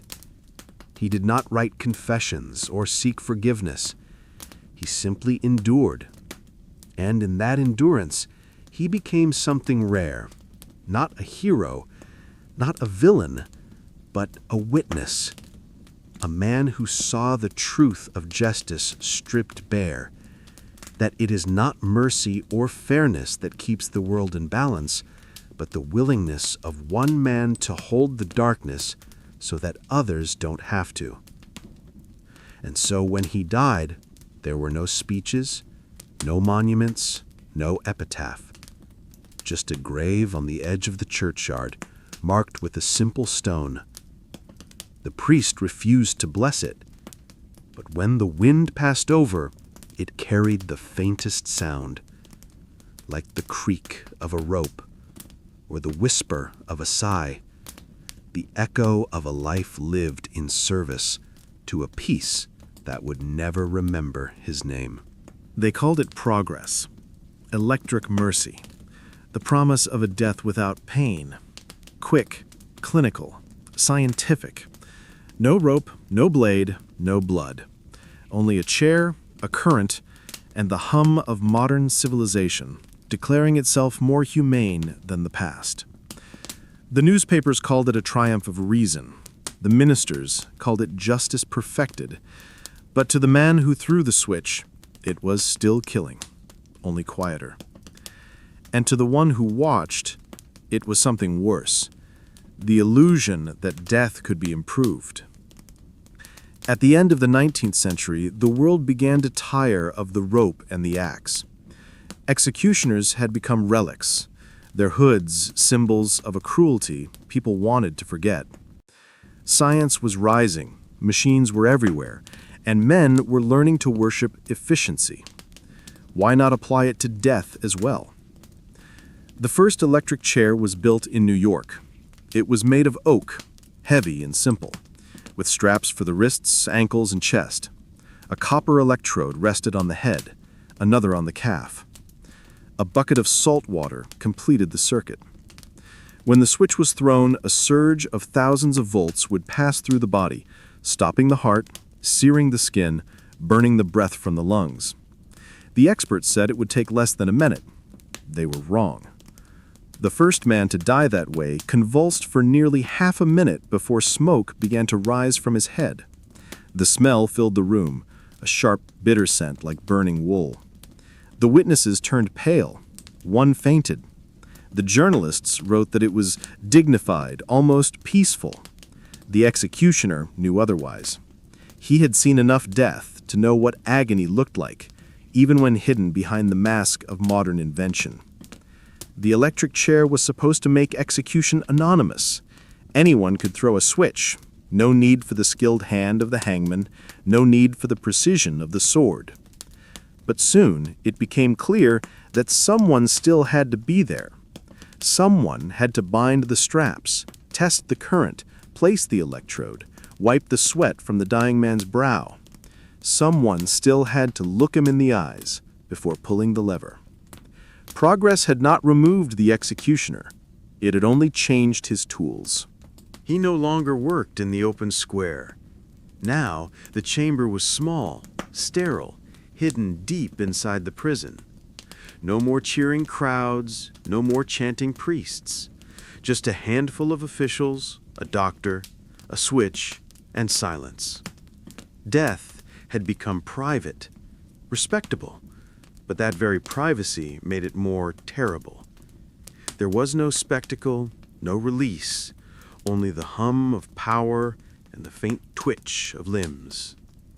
The executioner, once a public servant of order, was now a secret employee of the state. Invisible, unmentioned, necessary. He had traded the creak of the rope for the hum of electricity, but the weight of his task had not changed. He still carried it home, in his chest, in his hands. He still felt it when he tried to sleep, the jolt, the sudden stillness, the scent of ozone that clung to his clothes. His wife washed them twice and still said they smelled of storms. He began to think about the men he killed differently. They no longer faced him on a platform before a crowd. They were strapped to a chair like patients awaiting surgery. He could no longer read their faces, only hear their breath quicken when the hood was pulled over. It made them less human, and in a way, made his guilt heavier. When death loses its face, conscience loses its anchor. He wrote in his notebook less often now. The old executioners had listed their details meticulously, the weight, the drop, the time. But what was there to record now? Everything was precise, calculated. There was no craft, no art, only procedure. He missed the certainty that came from doing things by hand. The switch, he said, made it too easy to forget what he was really doing. Sometimes, when the power failed in the prison, he felt relief. It meant the machine could not work. It meant he could rest, if only for a night. He would sit in the dark with the guards, smoking in silence, each man pretending not to be grateful. But when the lights flickered back on, the world of duty returned. Order demanded its price again. He tried to believe in mercy. He told himself the chair was better, faster, cleaner, less cruel. The doctors said the man died before he could feel pain. But the doctors did not see the burns, the blistered flesh, the eyes clouded mid-scream. The executioner did. He washed the chair afterward, wiped the blood that sometimes pooled beneath the seat. He cleaned it the way his father once cleaned the gallows. Progress, it seemed, still required scrubbing. When he retired, they gave him no medal, no thanks. His name was not printed in any paper. He left the prison quietly, a shadow among the living. He walked home in the rain, thinking of all the men who had died by his hands, and of how little difference it made whether it was rope or wire, axe or current. The tools changed, the burden did not. Years later, he saw a photograph of the chair in a museum. Visitors passed it without fear, without thought. They read the plaque, nodded, and moved on. It was just history now, progress, they said. He stared at it for a long time, his reflection faintly visible in the polished metal of the switch. He realized then that progress had not made death more humane. It had only made it quieter. And in that silence, that perfect, humming silence, he could still hear the old music of his trade, the whisper of the rope, the rush of the blade, the sigh of final breath. Different instruments, same song, the song of justice trying endlessly to sound like mercy. He no longer wore the hood. There was no need for it anymore. In the new century, executions were carried out not by a man, but by the state. He was only its servant, anonymous, unseen, and yet more accountable than ever. The rope, the blade, the wheel, all relics of another age. Now there were rules, forms, signatures, procedures. The executioner became a bureaucrat of death. He followed the clock, not the crowd. His actions were written in ledgers, stamped, filed, and locked away. The people no longer wanted to watch justice happen. They only wanted to know it had happened. That was the paradox of modern punishment. It was cleaner, but not kinder. Invisible, but no less cruel. The spectacle had ended, the ritual remained. He worked in a small windowless room beneath the prison. There were white tiles on the walls, a drain in the floor, a table of tools laid out with surgical precision. A doctor was always present now, not to heal, but to verify that the work was done properly. When the condemned died, the doctor signed a paper. The signature meant that justice had been achieved. No one asked whether mercy had been. The executioner's tools were standardized, his schedule regular. He received wages like any civil servant, paid holidays, pension, health care. There was even a manual printed by the Ministry of Justice detailing every step of the procedure. Each act reduced to instruction, each death transformed into paperwork. He was expected to behave professionally, to speak respectfully, to show no emotion. If asked, he was to say, "I serve the law." He was not allowed to speak to journalists or to priests or to himself. In the mirror, he barely recognized the man he had become. Not the shadow of fear and myth that haunted villages, but a quiet, tidy worker with clean hands and pressed clothes. He looked ordinary. That frightened him most. Once, in the early days, he had believed in justice. Now, he believed in process. Process was safer. Process didn't feel. It replaced guilt with efficiency, compassion with order. When he turned the valve, pressed the button, or pulled the lever, it was not him who killed. It was the state, the system, the law. He merely ensured that everything worked correctly. He kept his workspace immaculate. The steel polished, the wires coiled neatly, the straps checked twice a day. He cleaned even when there was nothing to clean. The act calmed him. It was a ritual that gave shape to the void that followed every execution. Sometimes he caught his reflection in the metal of the instruments. His face looked older, thinner, almost translucent in the sterile light. He would pause, unsure for a moment whether he was looking at himself or at one of the condemned just before the end. Both faces wore the same expression: resignation. The condemned arrived quietly now. No processions, no priests, no cries of repentance. They were brought in by 2 guards, strapped, hooded, prepared. A few words were exchanged, formalities, nothing more.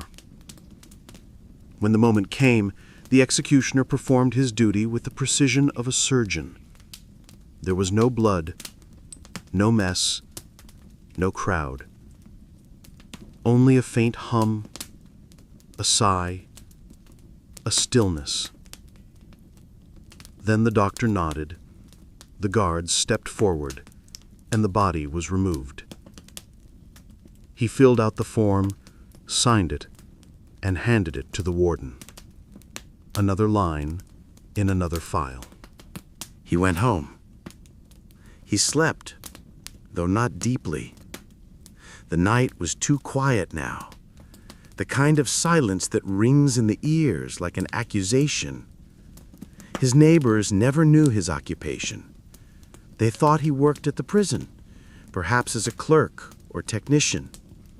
He never corrected them. He went to church on Sundays, sat in the back pew, left before the sermon ended. When the priest spoke of forgiveness, he bowed his head, not in agreement, but in envy. Sometimes he wondered if the world had truly changed. Yes, the machines had improved. Yes, the death was cleaner, quicker, hidden from sight. But the act, the final extinguishing of a human life, remained the same.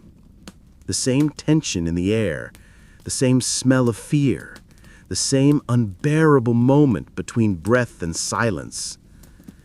Progress had not redeemed the ritual. It had only concealed it behind walls and paperwork. He realized that civilization hadn't outgrown the need for him. It had only learned how to pretend he didn't exist. And that was the new burden, invisibility. No one cursed him now. No one spat at his feet or crossed the street to avoid him. They simply never saw him at all. He had become what society wanted him to be, an unseen hand that did what no one else wished to think about. But at night, when he sat by the window with his glass of whiskey, he could still feel the weight of all those unseen eyes. Not the condemned. They were gone. But the eyes of the living, who slept peacefully because of what he had done for them. They didn't know his name. They didn't want to. And he was grateful for that, and resentful of it all the same. When he died, the report would list his occupation as civil servant. A line on a form, filed away among thousands. No monument, no story, no curse.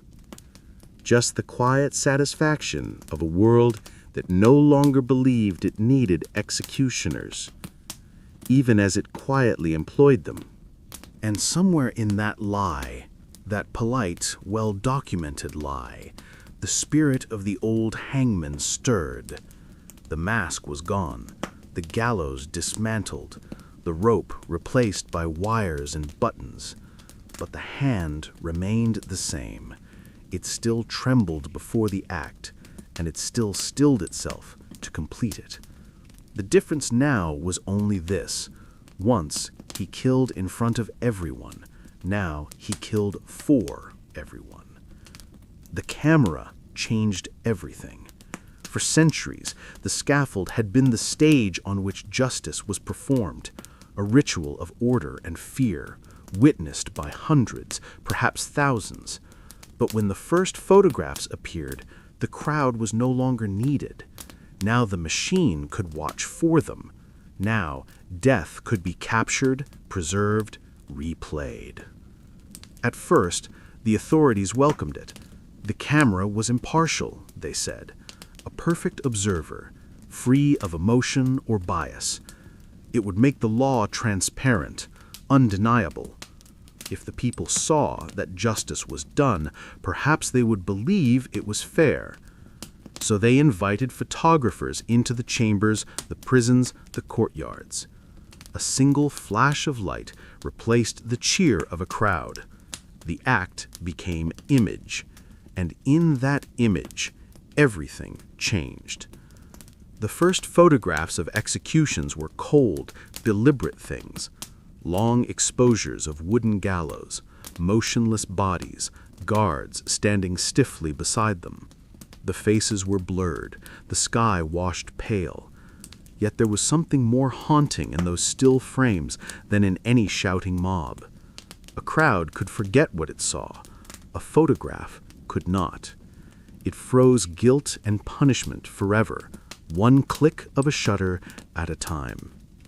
For the executioner, this was a new kind of exposure. Once, he had been a shadow. Now the camera could strip away that shadow with a single flash. He began to appear in newspapers, in pamphlets, in history books, his gloved hands, his posture, the faint outline of the rope beside him. Sometimes his name was printed beneath the image. Sometimes it wasn't. But he recognized himself all the same. He tried to avoid the photographers, turning away, stepping out of frame. But there was always someone ready to capture what he wanted forgotten. The public could not attend executions anymore. The government said it was unseemly, uncivilized. Yet they devoured the photographs printed the next day. The same faces that once shouted from the crowd now stared silently from behind newspaper pages.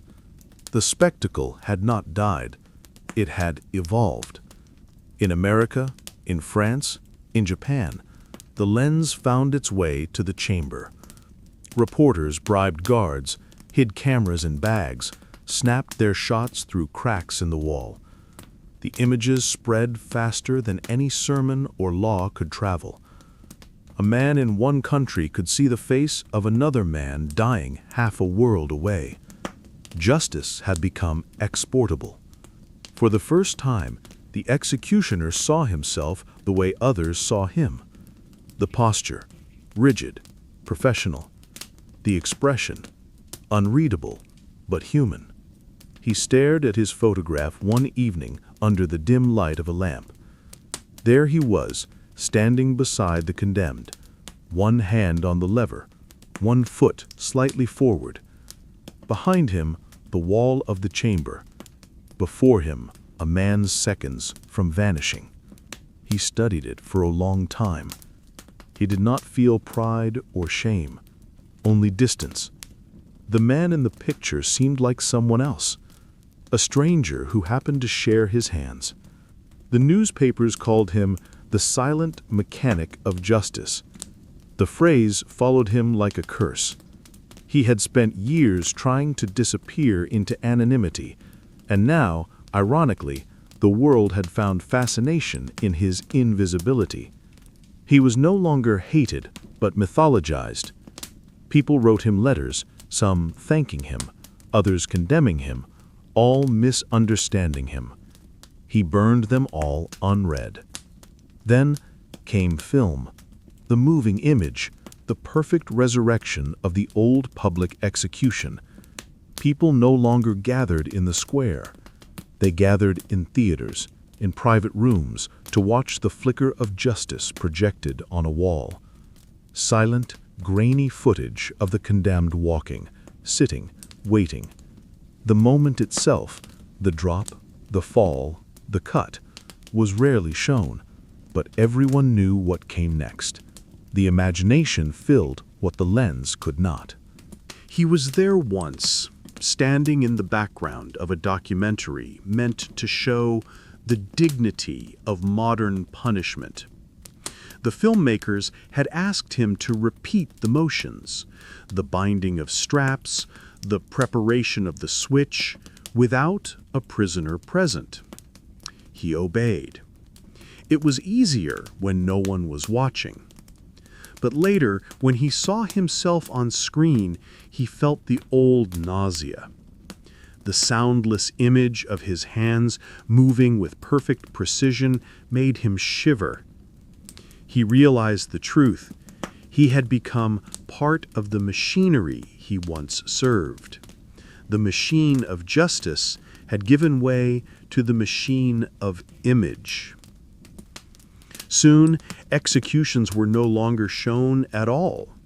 Too brutal, too controversial, too real.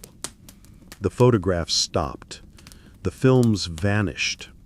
The law retreated behind closed doors again. But the damage was done. The camera had already changed the meaning of death. What had once been an act of public order had become a question of spectacle, politics, and control. If justice could be photographed, could it also be edited? Could it be staged? Could it be falsified? The camera had given society a new power, the power to see without feeling. And in doing so, it had made execution easier to ignore. The executioner aged in silence. He no longer appeared in papers. His name faded from records. But he kept one photograph, the one they took without his permission. The one with the condemned man standing beside him, both faces half in shadow. He did not know why he kept it. Perhaps because it was proof that he had existed. Proof that he was not merely a mechanism, but a man. Sometimes, at night, he would take it from the drawer and study it under the lamplight. He would trace the outline of his own hands with his finger, remembering how they used to tremble when he was young. He would look at the condemned man beside him and wonder, what were his last thoughts? Was he afraid? Was he angry? Did he forgive? Then he would slide the photograph back into the drawer, close it gently, and blow out the lamp. The image would vanish, but not completely. It lingered, ghost-like, in the dark. Two silhouettes bound forever by duty and consequence. And in that darkness, the executioner finally understood what the camera had done. It had not preserved justice. It had preserved loneliness. The loneliness of those who watched and did nothing, and the loneliness of the one who did everything, so they would never have to see it. He was one of the last. By the time his turn came, the world no longer believed in executioners. The newspapers called them relics, the politicians called them necessary evils, and the people, when they thought of them at all, preferred to imagine machines doing the work instead. But someone still had to be there. Someone still had to turn the key, press the button, open the floor. Someone still had to end a life so that the world could continue pretending it had nothing to do with it. He had inherited the position from his father, though no one said so openly.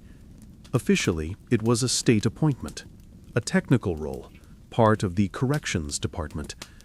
Unofficially, it was still what it had always been, the quiet profession of ending what others began. The last hangman, the last man to hold the rope. He kept the tools in a wooden chest that had belonged to his grandfather. Hemp ropes, knots tied for demonstration, a few iron rings and hooks. The old ones had used them for centuries, though now the government called them artifacts. He called them reminders. Every tool had a memory, every knot a name. His home was modest, a small apartment near the edge of town. He lived alone, though he was not lonely. He preferred the quiet, the predictability of his routines. He read the paper every morning, fed the pigeons outside his window, listened to the radio before bed. His neighbors thought him polite but strange, a man with the air of someone who always kept one secret too many.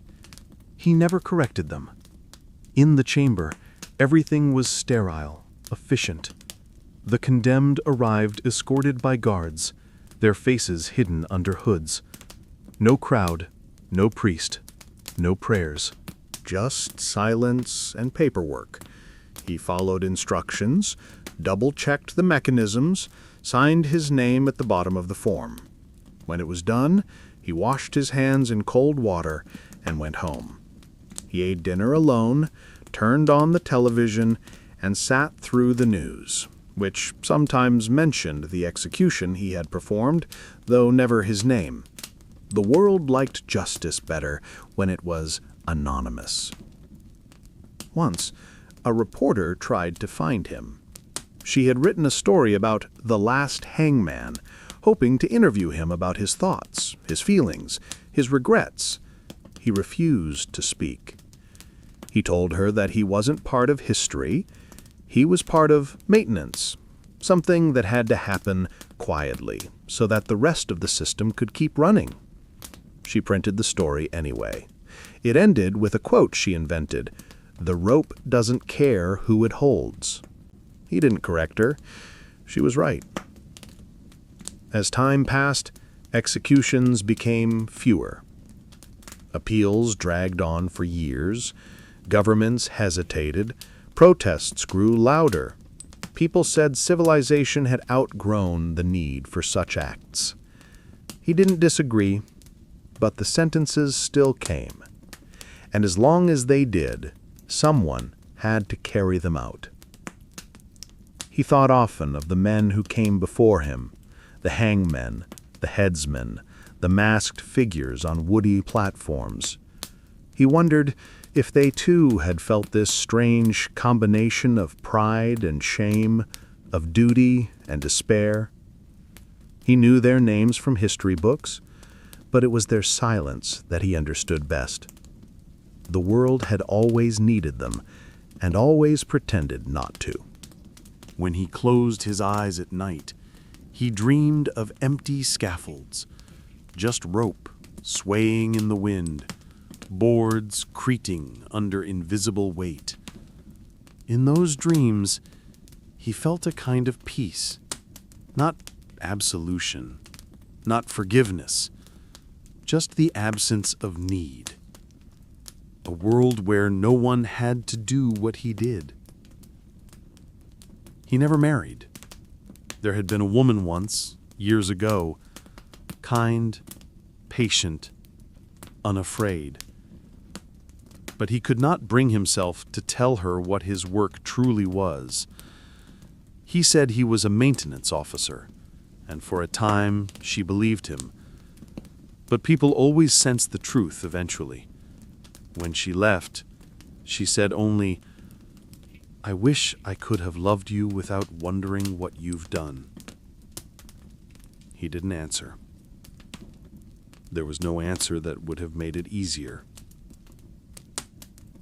When the government finally abolished capital punishment, he was given a letter of retirement. No ceremony, no farewell, just a form and a handshake from a nervous official. They told him he had served honorably, that his position would not be filled again. He nodded, thanked them, and left quietly. Outside, the air felt cleaner, lighter somehow. For the first time, he could breathe without waiting for the next summons. At home, he opened the old wooden chest. He touched the ropes, the metal rings, the tools that had defined his family for generations. They no longer frightened him. He placed them back inside, one by one, wrapped them in cloth, and closed the lid. He didn't know what to do with them. To burn them seemed disrespectful. To keep them seemed pointless. So he buried them in the garden, under the fig tree, just before dawn. He stood there for a long time, watching the earth settle, the branches sway. When the sun rose, it shone through the leaves, and he felt, for the first time in his life, invisible, in a way that didn't hurt. Years later, when he died, the newspapers ran a small piece. Last official executioner passes away. A paragraph. No photograph, no quotes, just his name, his age, and the date of his service. No one mentioned the buried chest. No one mentioned the pigeons he fed each morning, or the quiet way he folded his hands when he prayed. He had left no children, no heirs, no disciples. The line ended with him, as it was always meant to. But sometimes, when the wind blew through the fig leaves, it sounded almost like the creak of old wood, the ghost of a scaffoldhead breathing its final sigh. And beneath the roots, the tools of his trade slept peacefully at last, their work finally done.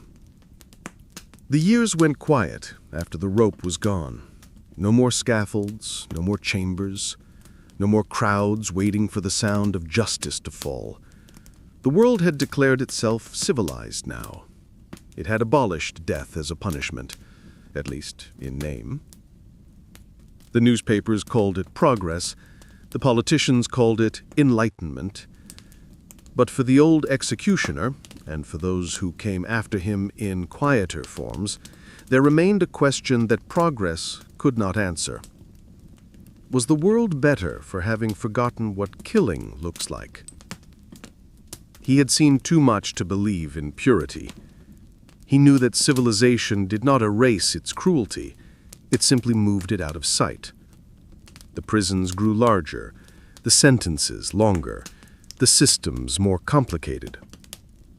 The law no longer required a man to swing the rope. It required thousands of smaller hands to sign the papers, file the motions, maintain the machinery of punishment. Justice had not died. It had simply dispersed. The old man, now gray and slow, watched the news each night. He saw wars broadcast on screens, executions carried out by governments who claimed not to believe in execution anymore. He heard phrases like collateral damage and necessary force, and he recognized them instantly. They were just new masks for the same old face. The world still killed. It had only found cleaner words for it. He lived alone by then, in a small flat with books and fading photographs. The younger neighbors didn't know who he was, and he never told them. Sometimes, when he sat on his balcony, he would see the children playing in the courtyard, carefree, loud, unaware. He envied them, not because they were innocent, but because they still believed the world was gentle. He knew that innocence was only possible because someone else carried the knowledge of what the world truly costs. Once, that had been him. Now it was no one's burden, and everyone's. He had come to understand something that took a lifetime to learn. The rope, the blade, the switch, they were not the instruments of cruelty. They were mirrors. They showed societies what they were willing to do in the name of order. When the mirrors were shattered, people mistook that for virtue. They thought the ugliness had been destroyed, when in truth, it had only been hidden. Sometimes he dreamed of his father and grandfather, men who had lived their whole lives in the service of punishment. They had been hated, feared, cursed, but at least they had been seen. Their sins were visible. They stood before the world as its shadow, its conscience. He wondered if they had been luckier than he was. They bore the guilt of humanity openly. He carried it invisibly, dissolved in the polite silence of modern justice. He kept one ritual. Each year, on the anniversary of his first execution, he lit a candle and sat before it until dawn. He didn't pray, he didn't confess. He simply remembered. Not the faces, those had long since faded, but the sound of the moment before, the inhale, the heartbeat, the absolute stillness that comes before the fall. It was, he realized, the truest sound of justice. Not the crack, not the scream, but the breath that waited between them. He often thought about forgiveness, though he had never sought it. He wasn't sure it was his to ask for. The men he'd killed were long gone. The families who'd cursed his name had forgotten him. Forgiveness, he decided, was for the living, for those who still believed in clean hands. He had no need of it. What he wanted was understanding. He wanted someone, somewhere, to admit that every law, no matter how just, leaves blood on someone's hands. In the final years, when his legs weakened and his hands began to tremble, he wrote. Not a confession, not a memoir. He despised the thought of sensationalism, but notes, fragments, reflections. He called them the weight of sin. He wrote about the paradox of justice, about the loneliness of the necessary man, about how silence is the truest form of punishment. He wrote not to absolve himself, but to record what the world was trying to forget.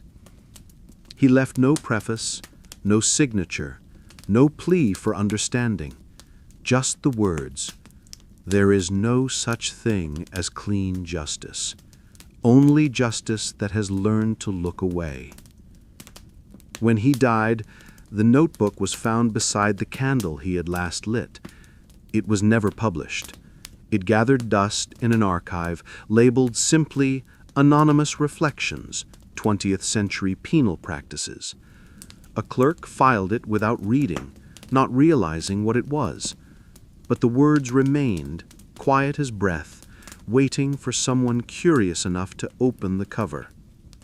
And if that someone did, they would find no bitterness there, only a strange, weary compassion.